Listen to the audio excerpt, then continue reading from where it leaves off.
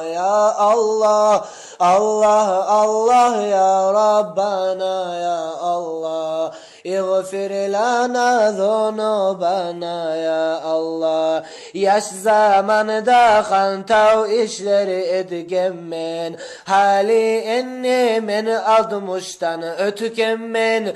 Ayavlallah yazığın çıksın mağa, neçik geçti be aytıp bolayım sağa. Yaxşı yaşav sağlığı da berdin mağa, men talaysız kulluk etmedim sağa. Hali enni meni oluturup eylayman, ayavlallah geçti be senden tileymen.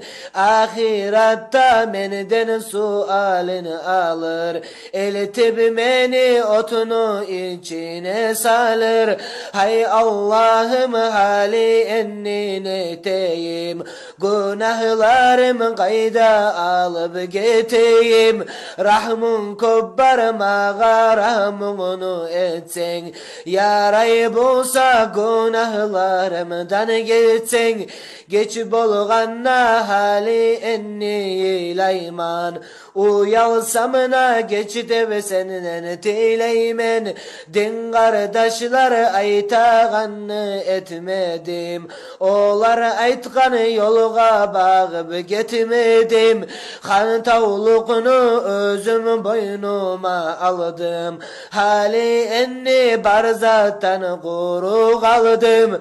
Men talaysız bulağa karamadım, din ahvalını bulağa soramadım. Hali enni olardan etsin mağa, bir tilevim rahmunu etsin mağa.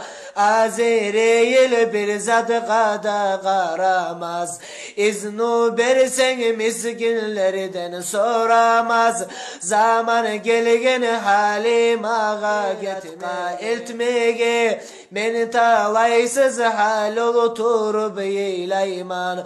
Rahmunu et deb sağa Allah tileymen, rahmu etsen men talaysız netermen. Tar köpürden miskin etip ötermen, yaxşı Allah'ım mağa göre bolmazsan, men miskinni cehennemge salmazsan. Söyler edem günahlarımdan geçsen, geçmeyim olsan bunda cezasını etsen.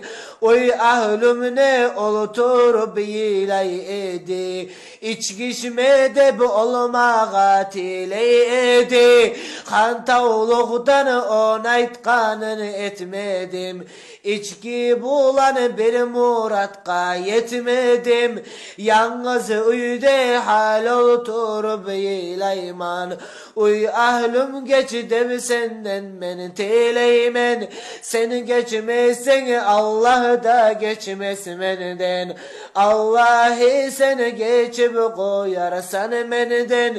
Eriten turup harak içmeye gittin, dağ içmende sen mağa anta ettin. Hayvan malını bazarga eltip sattın, İçip toyup uyge gelip yat edin. Akçan bolsa oğar içki al edin, Tangalağa zapas etip sal edin. Adat etip namazını et edin, İçki içme yoldaş izle get edin.